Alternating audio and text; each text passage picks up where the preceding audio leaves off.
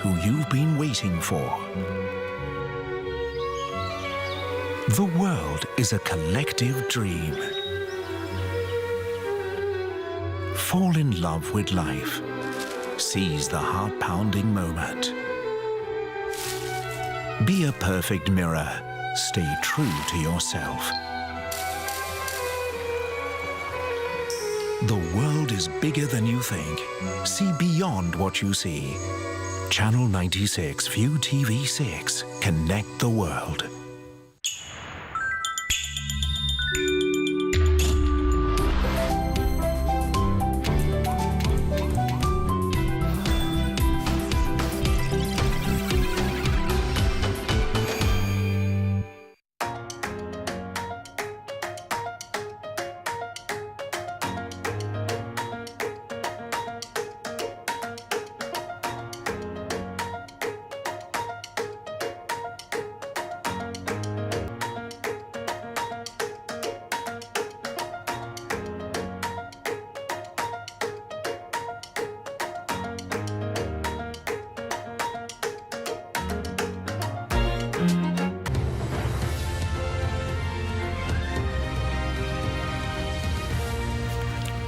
Hello and welcome. My name's Peter Dobby. You're watching Al Jazeera live from our headquarters here in Doha. Also coming up, not enough hands to go around. Rescuers in Indonesia say they don't have the equipment to speed up their search for quake survivors. Banking on the US dollar's power. Donald Trump warns other countries against trading with Iran after he reimposed sanctions. And China prepares to strike back as the US finalizes its long list of new tariffs against its trade rival.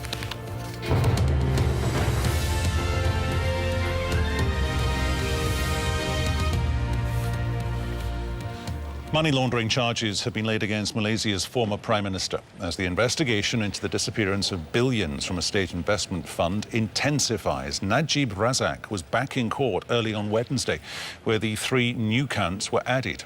He's accused of depositing 10.5 million of state funds into his personal account, and they've been laid under the Anti-Money Laundering and Terrorism Financing Act. He was already accused of an abuse of power and a criminal breach of trust, 4 charges which could result in a 20-year prison sentence. Agencies from the US, Switzerland and Singapore are also looking into the disappearance of 4.5 billion from 1MDB. That's the state fund he set up in 2009. Florence Louis is at the court for us this hour. Those are the latest pictures coming to us from the courtroom in Kuala Lumpur. Florence, is he still maintaining this line that he's not guilty? Absolutely. He's already pled not guilty to the 3 additional charges that were pressed against him on Wednesday. Now, these charges stem from, as you mentioned, the fact that he allegedly had deposited into his personal bank account $10.5 million between the months of December 2014 and February 2015. Now, for this action as well, he's already facing charges of criminal breach of trust and abuse of power.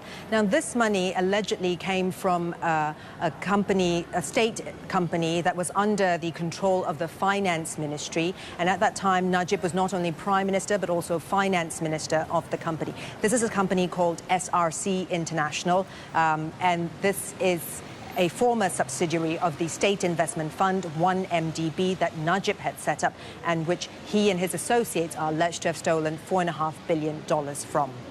They're using this idea of terrorism laws to get him into the court. Are they implicitly saying that he'll be tried with terrorism funding issues, or is that just a mechanism that the prosecutors have decided to use? No, this is an act. The full name of the act is Anti-Money Laundering, Anti-Terrorism Financing Proceeds from Illegal Activities Act.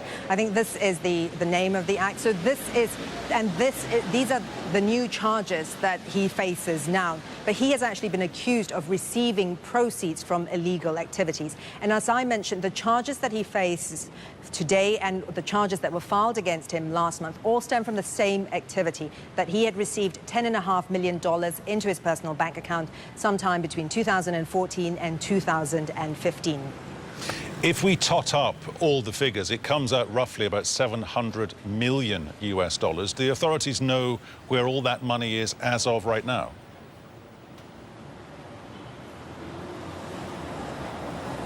I think the Department of Justice and the U.S. Department of Justice, rather, they have filed an action to try and recover some of the assets that they say were used to, that they say were bought with money stolen from 1MDB. And in those filings, they've alleged that Najib or his associates have bought items including expensive jewelry, high-end property in places like New York, a $250 million yacht. These are the assets that were used, that were bought with money illegally, siphoned or misappropriated from 1MDB. Now, Najib is also alleged to have had $700 million deposited into his bank account.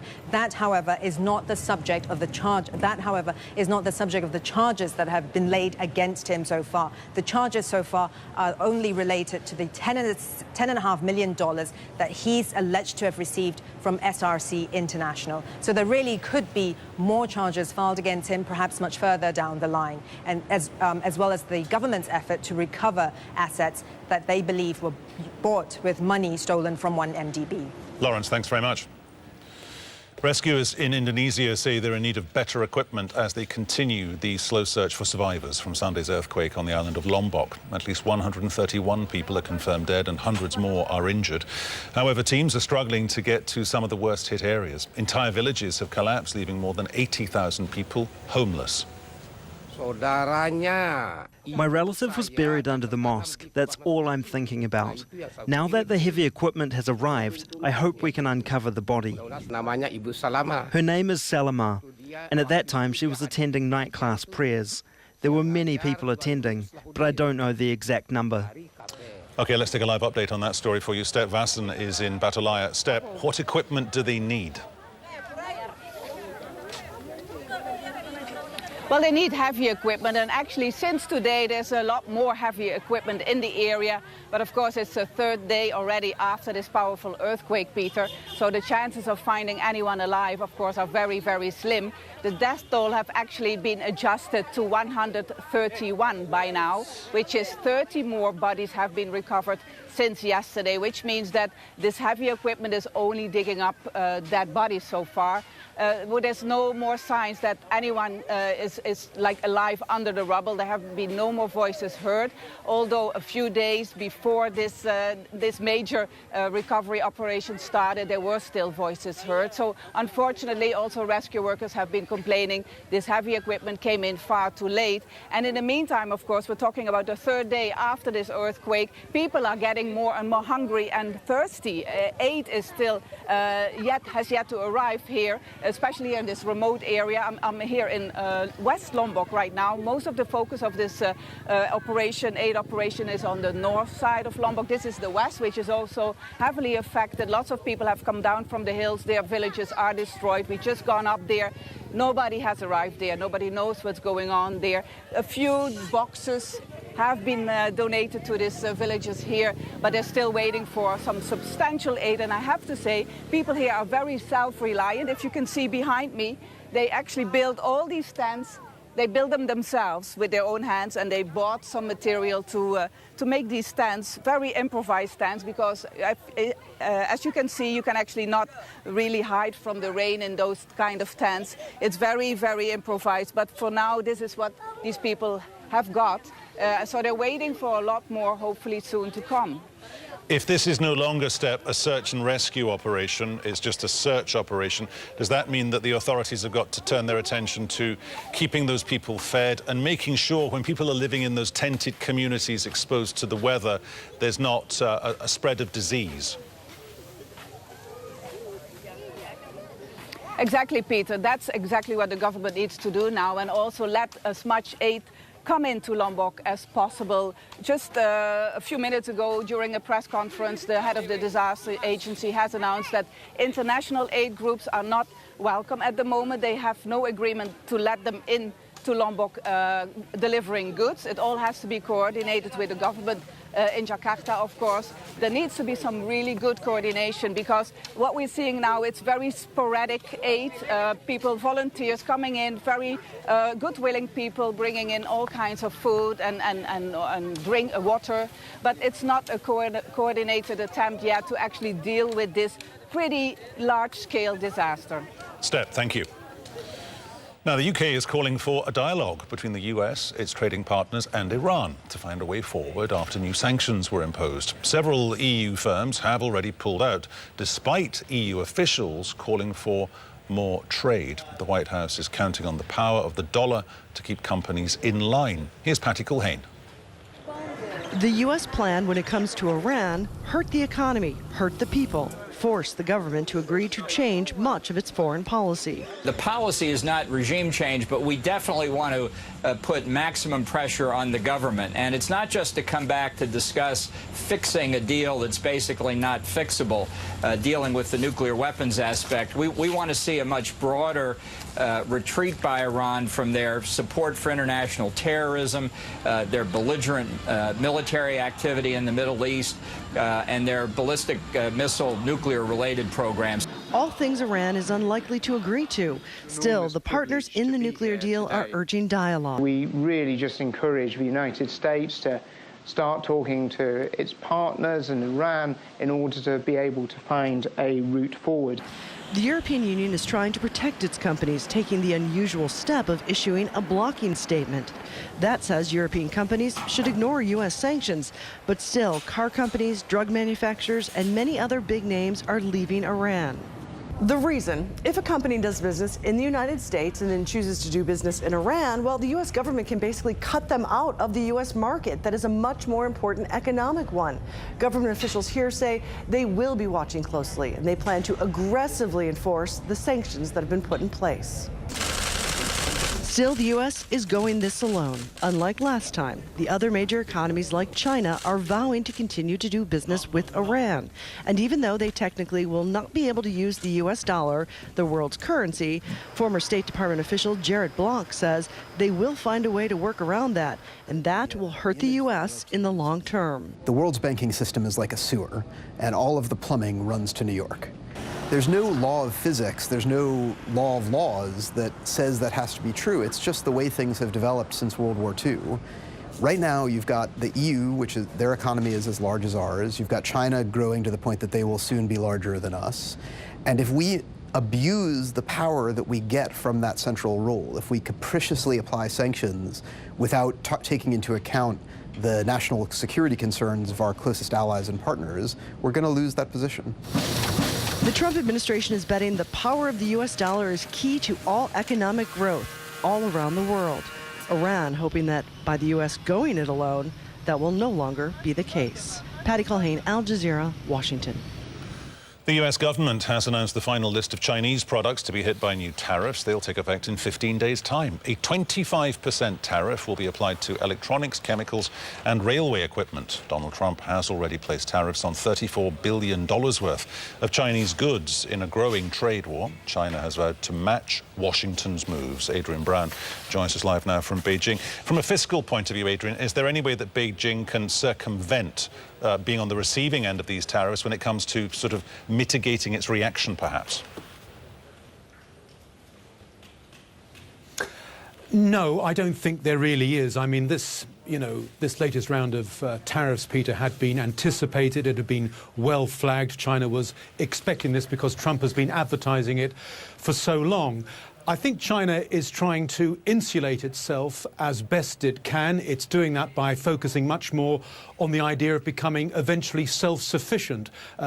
Just a few days ago, for instance, I was up in the northeast of the country, which is soybean country, and soybean farmers there are actually delighted that President Trump has started a trade war with China, because this is an industry that had been suffering in the past because of cheap imports of US soybeans. Now, China's government has thrown a lifeline to this industry, and it's building up the industry because China feels vulnerable at the moment. It realizes that if this trade war intensifies, it'll become vulnerable not just in the area of agriculture, but also in the area of high-tech and innovation. So it's doing what it can in the short term to protect itself. And China's doing actually what it always does at economically difficult times.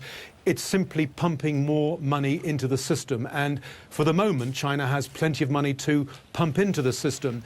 China's economy, Peter, is also becoming much less reliant on exports as it seeks to remold its economy, to change the direction of its economy from one that's less dependent on manufacturing and focusing more on domestic consumption, getting Chinese people to buy more Chinese stuff. But of course, that's going to take time for that model to take hold. In the short term, China will still have to depend on exports. And I think that, you know, the leadership is anticipating that it's going to have to take some sort of hit. And you also get the feeling from analysts that you talk to is that China in many ways has been blindsided by Trump when it comes to this trade war. The leadership simply didn't think this trade war was ever going to happen. So it's possible that they got the wrong advice from their economic advisors. Adrian, thanks very much. Now, a highly anticipated race for a seat in the US Congress is too close to call. Just under 1% of votes separate the Democratic and Republican candidates for the seat in Ohio. But President Trump has already congratulated the Republican candidate, Troy Balderson, in a tweet. The election is being seen as a test of Trump's presidency as he won the district resoundingly in 2016. The result could offer clues to how November's midterm elections might go. Lots more ground still to cover for you here on Al Jazeera, including this one, the utter destruction caused by the wildfires sweeping through California. That story when we come back.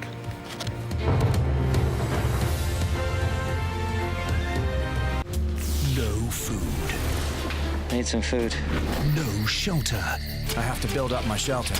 No fresh water. There we go. I need this. No tools. This I can make use of. No camera crew. There's just not enough to gather here. There's not enough to hunt. Just one man alone in the wilderness, surviving. Survivor Man. Tonight at 8:30 on View TV 6. Take a trip to the land down under. Behind every native animal surviving in the wild. Can we talk about this? Or the furry babies living in different households. This is a massive open gash. I don't think a positioning is too bad. There's a dedicated veterinary team. That's just such a good result. Because animal lives matter. Look after my girl. Thank you so much. Bondi Vet. Friday, Saturday and Sunday night at 8 on View TV 6. From raw materials to finished products. The world is a better place because of caramel. Or inspiring details. There's 700 different condiments here at Beauty Foods. Wonderful processes. All natural ingredients that was made with hand. Get ready to witness the birth of your favorite nibbles. Food Factory, Sunday night at 7:30 on View TV 6. 16 national teams face off in France for the ultimate prize in the women's youth football. The FIFA Under-20 Women's World Cup France 2018 semi-finals. August 20th, live on View TV and View TV 6.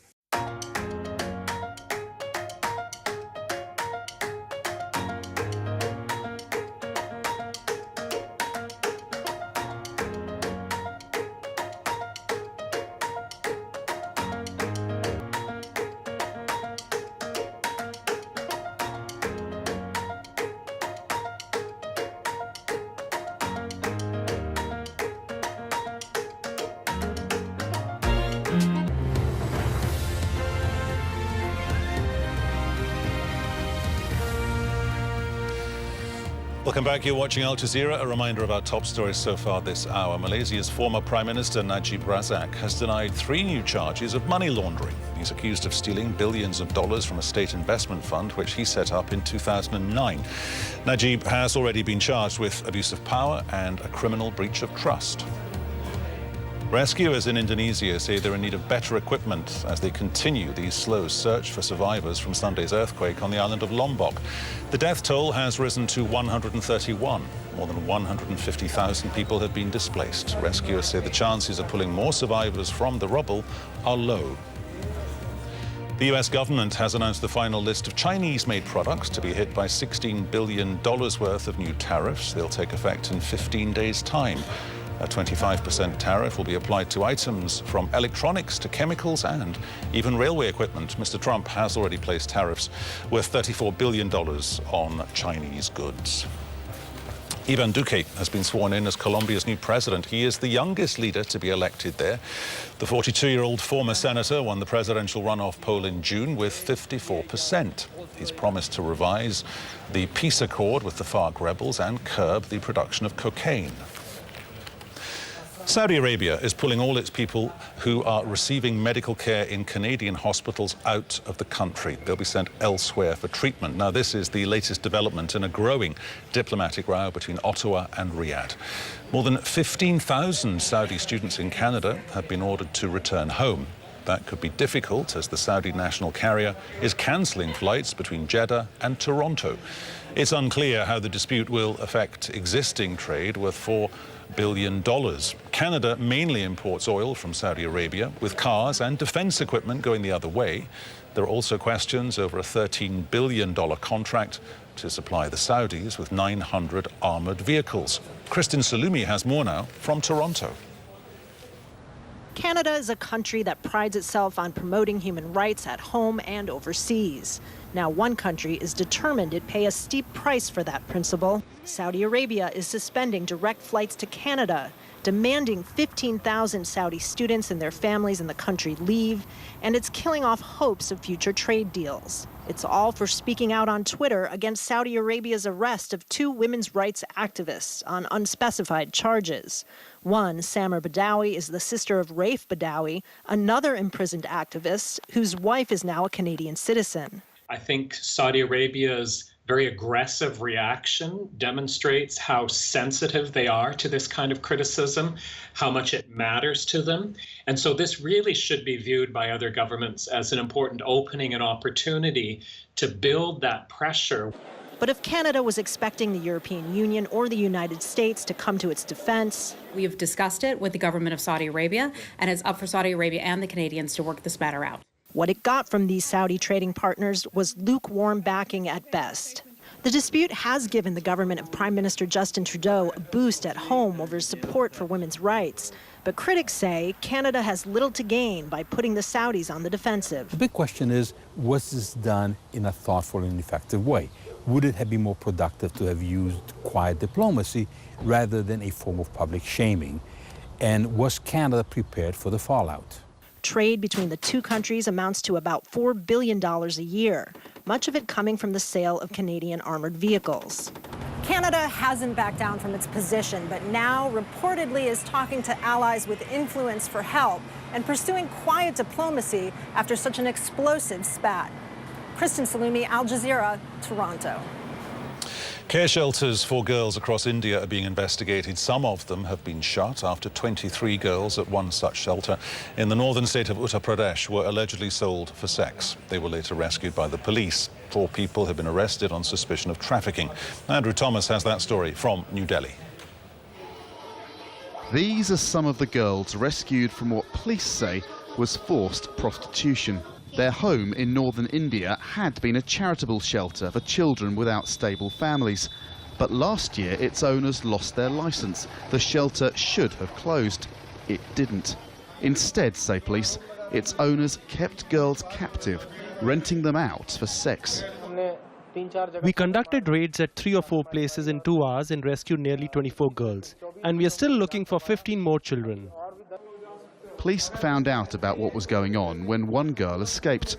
She ran to a nearby police station and described how the woman running the home kept children captive.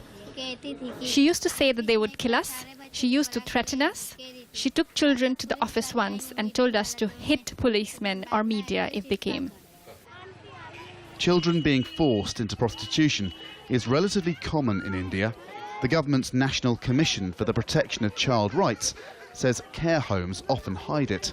About 250,000 children live in one of 7,000 of them, of which a fifth are unregistered with little official oversight. When sexual violence is exposed, the associated criminal cases are often poorly prosecuted. First of all, investigations are not done in the manner that they really establish the case in the court, because scrutiny of the court, most of the cases are not able to stand. And then second thing is the time taken in the cases. So witness turns hostile, there is no proof, there is, everything gets lost by the time the case really comes to final level of hearing. Nationwide protests about women's safety are growing. The issue of children's safety is increasingly wrapped up in those. The police here are keen to show that they are exposing and ending child sexual abuse. But the truth in this case is that they got lucky one girl escaped. Advocates for children say the authorities need to be much more active in finding and then properly prosecuting those who exploit children. One rescue does little to address a chronic nationwide problem. Andrew Thomas, Al Jazeera, New Delhi. A court in Bangladesh has ordered police to bring a detained prominent journalist to hospital for treatment. Photographer and journalist Shahidul Alam was arrested after an interview with Al Jazeera on Sunday. His family says he's been tortured. Human Rights Watch wants the government to investigate reports that he was beaten in jail. Students have been demonstrating for 9 days for tougher traffic laws. Joining us live now from Dhaka is the Bangladeshi Information Minister, Hasanul Haq Inu. Minister, can you promise us that this reporter, this photographer journalist, will indeed today go from, in effect, court/police custody to a hospital?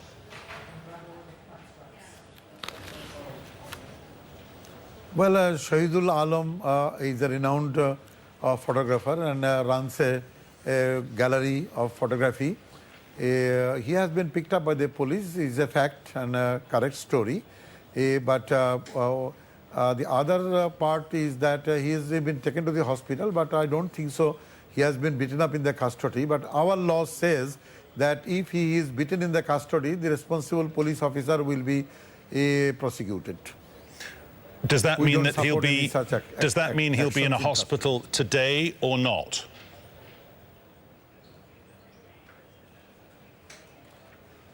Well, I'll have to check with the Home Ministry. I cannot exactly give you the details, but if there is a court order, then the government will comply with the court orders. Does your country and do you as an individual believe in a free press? Just let me finish the point, sir, if I may. Do you believe in a free press? Because looking at the tapes, this man was doing nothing wrong. He was standing at a distance. He was photographing the teenage protesters. That was the only thing he was doing.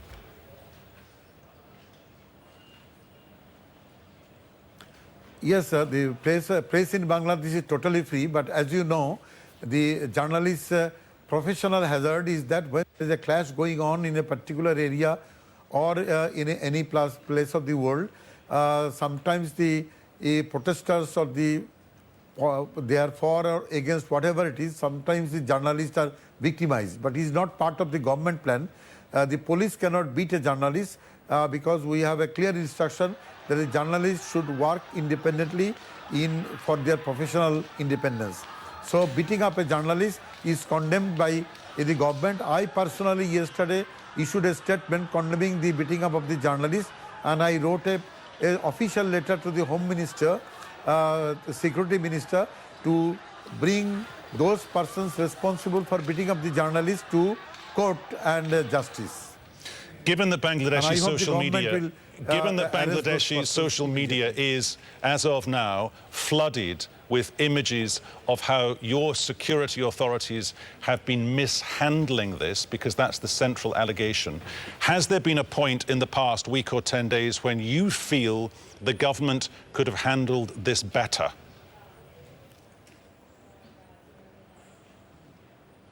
Well, if you look at the children's movement of safe roads, that has been clearly handled in a very amicable manner.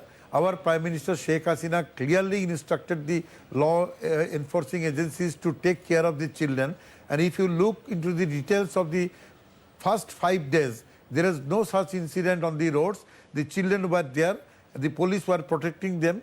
helping them to check the vehicles. But at the fag end, when the agreement was done, the demands were met and the government has started executing the demands. Then at the fag end, certain vested quarters tried to divert the movement for political personal interest. But that is Minister, you're being slightly disingenuous there, are you not? Just to interrupt you again, sir.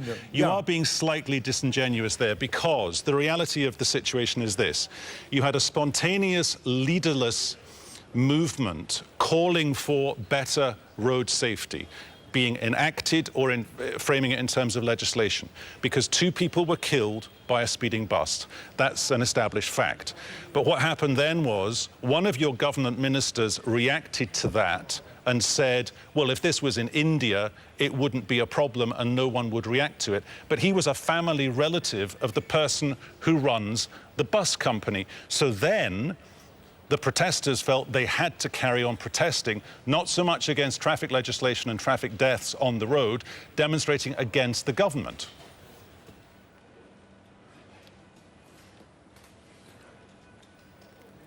Hello, I cannot. Hello, hello. Hello, Minister, can you hear us? Hello, I don't. Okay, I got. Yes, now I can hear. Let me answer this question. Yes, the fact is, my colleague, the Minister Shahjahan Khan, did smile reacting to the killing of the children by bus, and immediately the next day he was ordered to say sorry, and he said sorry for that publicly and went to the children's house and to give condolences to the family. So the point is that the children asked for a sorry, and the minister said sorry, and that has been settled up. So the government then concentrated on the 9 demands raised by the children for road safety, and we think they are very genuine demands, and the Prime Minister did agree to comply and execute all the demands. So the children had no confrontation with the police forces. There are sporadic incidents on the 5th day in certain parts of Dhaka, as far as I remember, in 3 parts. One is in front of the ruling party's Awami League's office. So there is this confrontation. Confrontation is not against the children. It is a sporadic confrontation incited by certain vested quarters where a few students may be injured. But as far my report goes, the persons who have been injured this side or that side, all have been released after giving first aid. Okay, I don't particularly want to get into a conversation about who you think may or may not actually be behind this, but I'm just going to read you a direct quote here from the Asian Human Rights Commission accusing your government of hiding the actual death toll from the original bus accident because the government, behind closed doors, took a quality judgment here. You wanted to shut it down because you felt the need, the pressure to react to a situation that you, and I'll use the word again, you mishandled it from day one. I don't think so. It was a large movement by the children. The government never mishandled it. All the children are happy. They went back to the schools. And the allegation of mishandling the situation, I think, is not to the facts. Because all the children are now in their schools and they are happy, and the government is executing their demands. One last